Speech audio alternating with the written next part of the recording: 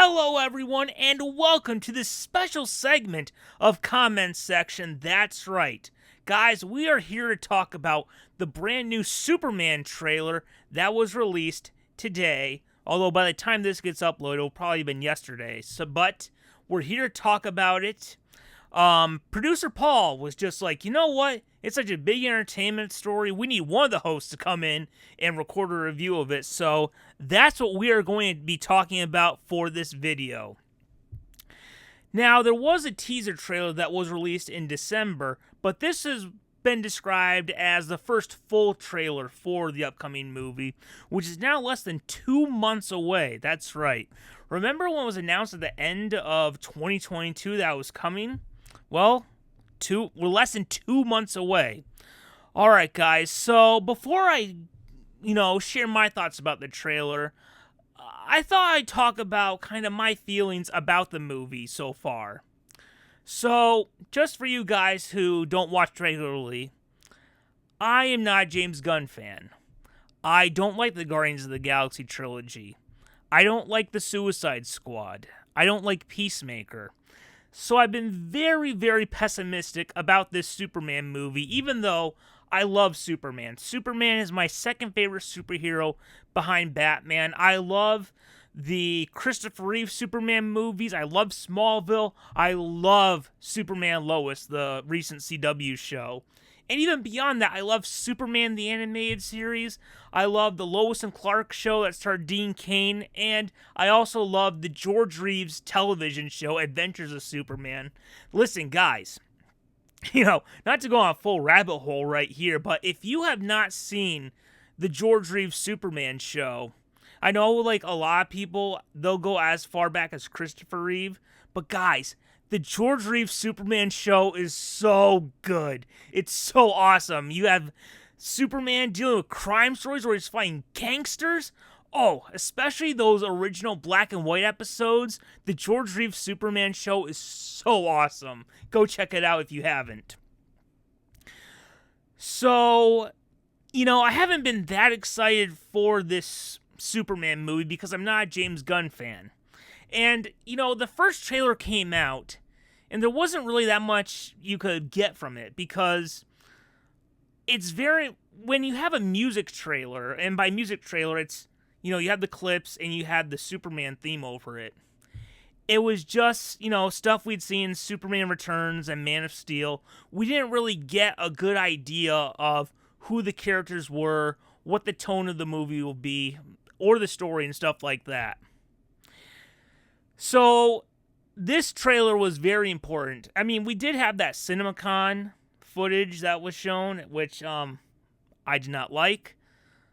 But this trailer was really, really important because it was going to give us more of an idea of what to expect from this movie. So, I didn't know what to expect, but I went to the trailer hoping for the best. And I have to say, this trailer is pretty good. It's pretty good. By the end of it, I'm like, you know what? Even as someone who's not a James Gunn fan, has been very pessimistic about this movie, I'm just like, I see potential in this movie. So let me tell you about the positives I have for this trailer, a few criticisms, and then our favorite part, I'll get into some theories while I'm pulling stuff like, ooh, I wonder if they're taking from this comic book. I wonder if they're taking from that comic book. Stuff like that. So let's talk about the positives. Compared to the last trailer, this gave us a much, much, much better idea of what to expect from this movie. And again, that's thanks to having dialogue, characters interacting with each other. It wasn't just clips to music. It wasn't just Superman interacting with Krypto, who I'm assuming will be in the movie less than 10 minutes. But this did such a much better job of showing what we can expect from the movie. And my two big takeaways from the trailer are it shows who this version of Superman is and also his relationship with three key characters in his life. And those characters are Lois Lane, Jonathan Kent, and Martha Kent. We saw a little bit with him with Jimmy Olsen, but that was, again, that was a scene where they had music playing over it, so we didn't really, I mean, you get a little of a sense, but not as much as those characters. So let's talk about how it shows this version of Superman. So the trailer shows, specifically in that scene where Lois is interviewing Superman, which I thought was a really good way to start this trailer, especially because, you had that scene in the first Christopher Reeve Superman where his Superman is being interviewed by Lois Lane. And if you just watch that clip by itself, that clip perfectly shows who Christopher Reeve's Superman is. And I thought that showing that in a trailer was really a smart idea. I'm a bit surprised that the full version of that scene was not the one that they showed at CinemaCon, because I think this scene does a much better job of showing who Superman is versus the Crypto scene where he's injured. So he's not going to act like he normally will throughout the movie. But yeah, I thought that was very smart. And the big takeaway about this version of Superman is that it shows his commitment to always doing what he thinks is the right thing. And it also shows his commitment to keeping people safe. So, whenever you have a new version of a character, like whenever you have a new version of Batman, right, you want to have the director kind of do their own take on the character. What is their vision of the character? But you still gotta stay true to the root and core of who that character is. And, it just from that scene, it does feel like this version of Superman will stay true to the root and core of who Superman is as a character. And even though, it's different versions, it is important for us to feel like, okay, even though it may not be the exact same version, that this Superman is still the same character that we love. This is still the same character that Christopher Reeve played. This is still the same version that Tom Welling played. This is still the same version that Tyler Hoechlin played. It may not be the same version, but it's still the same character. Just like how Robert Pattinson's The Batman, clearly very different from, Tim Burton's Batman or Adam West's Batman or Ben Affleck's Batman. But it still is clearly that character. So, I thought they did a really good job with that. And I think that another thing I really liked about that was that the beginning of the trailer especially shows his Clark Kent's relationship with Lois Lane. And I also, they're playing off against each other. Like, he calls her Cronkite. I thought that was really cool. And I really liked how this trailer shows Lois shifting to reporter mode, because that is a big part of her identity. And, talking about that, about how important that Christopher Reeve interview scene was in the first movie, that's actually the scene that Christopher Reeve auditioned to in the movie. You actually can find, it's on YouTube and on the DVD. He's in a kind of a cheaper Superman suit, and he has like sweat under the armpits, and he doesn't know, like, dude, you're going to become the most beloved Superman of all time. And so I wouldn't be surprised if this was the scene that David Corenswet auditioned with. And also Rachel probably auditioned with this scene too. I think Margot Kidder, that was the scene she also auditioned for, was the interview scene. It is a scene that does a great job of showing who Superman is. Now, this is something a lot of people have talked about, and I do have to agree. Where Lois is talking about Superman getting involved in world events, it does feel similar to what was going on with Batman versus Superman. And it feels like that's something that has been going on a lot lately with the character. I remember, was it the Grounded storyline where Superman kind of gave up his American citizenship and says, hey, my job as Superman is to protect the world. It's not just one country's interests. And we also saw that in season 2 of Superman and Lois, where you had the guy who replaced General Lane for a season as head of the DEO, was it the DEO? I think it was. And he was upset with Superman for saying a North Korean sub. And Superman was just like, hey, my job is to save lives. That is what I do. So it does feel kind of just like how the Batman, right, pulled from Batman Year One and The Long Halloween, which is something that Christopher Nolan's Batman movies also pulled from. So, a lot of these storylines people want to go back to and kind of put their own spin on. So that's really great too. Let's talk about Clark Kent with Jonathan Kent. I loved the dialogue between that Jonathan Kent had when talking to Superman. That might be my favorite part of the trailer, and it felt really reminiscent of John Schneider's Jonathan Kent on Smallville. And that scene, I think, having Jonathan Kent be such a mentor to Clark. I mean, obviously he's his father, but that's also his role model. Like, Jonathan and Martha Kent are Superman's heroes, and they are the ones who instill in him how to be a good person and to try to help people with his abilities. So, I love how I really enjoyed that scene between Jonathan and Clark.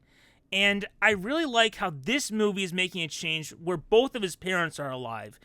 Now, it hasn't happened in the movies, but it was in Lois and Clark, the Dean Cain TV show, as well as Superman the Animated Series. And they were both alive. Both were heavily inspired by John Byrne's reboot of Superman after Crisis on Infinite Earths. And I really like that. I do enjoy how in Smallville, and the Christopher Reeve movies, how the death of Jonathan Kent really was a key pivotal moment for Superman. But I do also like having both of his parents alive, and I think it humanizes the character to where he can go to his parents for advice whenever he needs to, and it also adds more heart to the movie. Like, when you look at, Tobey Maguire's Spider-Man movies, Aunt May really is such the heart of that movie.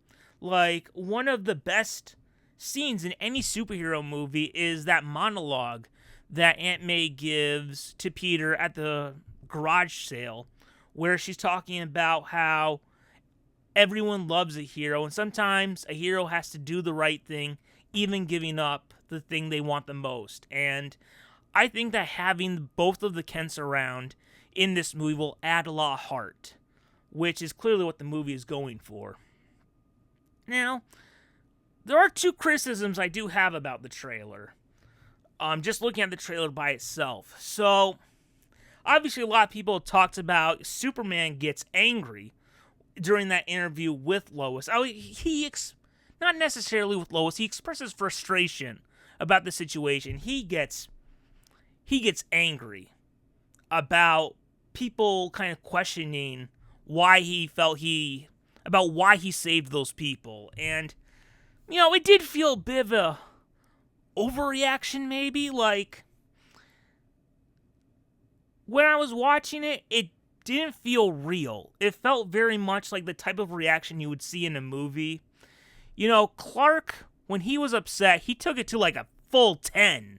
And look, I understand, we wanted to see Superman with a full range of emotions, It didn't feel very Superman for him to go full 10. That reaction felt like more, it felt more like maybe it should have been a 7 or an 8. But, he went full 10, and, for someone who has a secret identity, when he's screaming, I could have saved him, the neighbors in that apartment are probably like, you know what, honey? That Clark Kent kid, I think he might be Superman or something, because he's just shouting it out for everyone to hear. So, there's that. But again, we don't have context of the scene, so... but just in the trailer by itself, it did feel like an overreaction. Again, I get the point. I get that Superman would be upset in that moment. But, I don't know about a full 10, like maybe a 7 or 8. Here is probably my biggest criticism, which is that, look, we're now less than 2 months away from this movie coming out.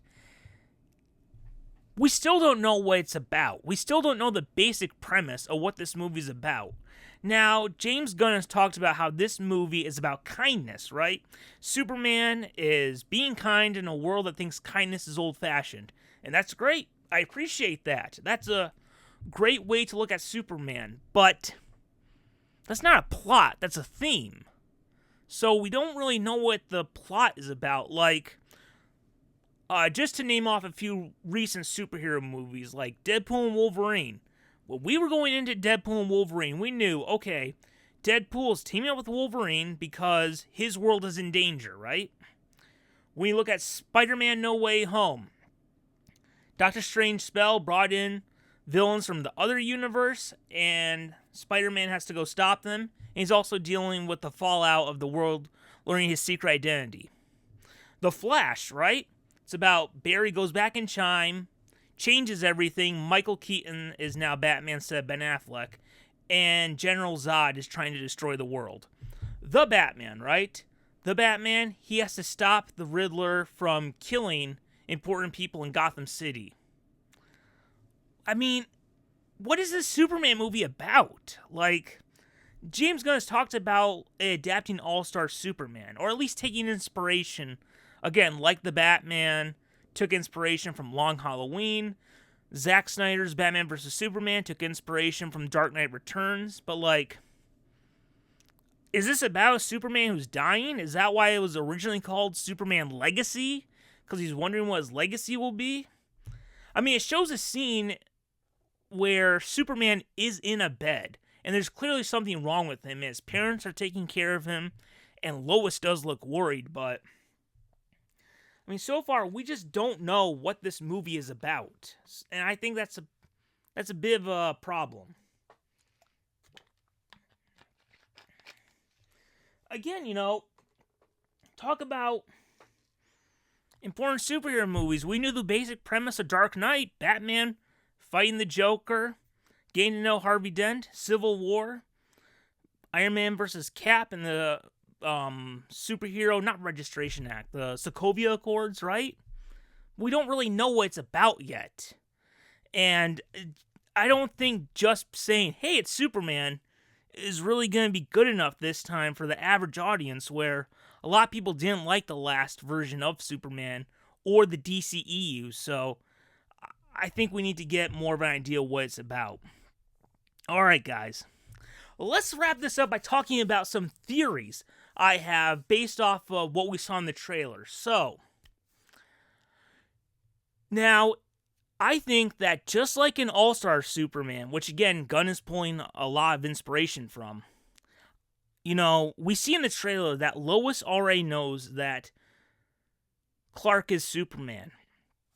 I think the movie will actually start with him revealing to Lois that he's Clark Kent. Just like in All-Star Superman. And, Lois learning about crypto means that she's still getting to know certain parts about Clark's life.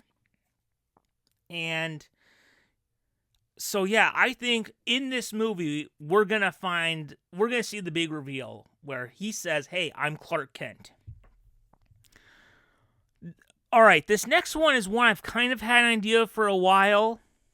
You know, in that scene where it was actually in the poster where Superman has like the burn suit and he's putting the boots on, and you see that orb, that green and purple orb in the background, and you see it in the trailer where Lois and Clark are looking out a window and then she gives him a hug. I think that orb might be Brainiac related.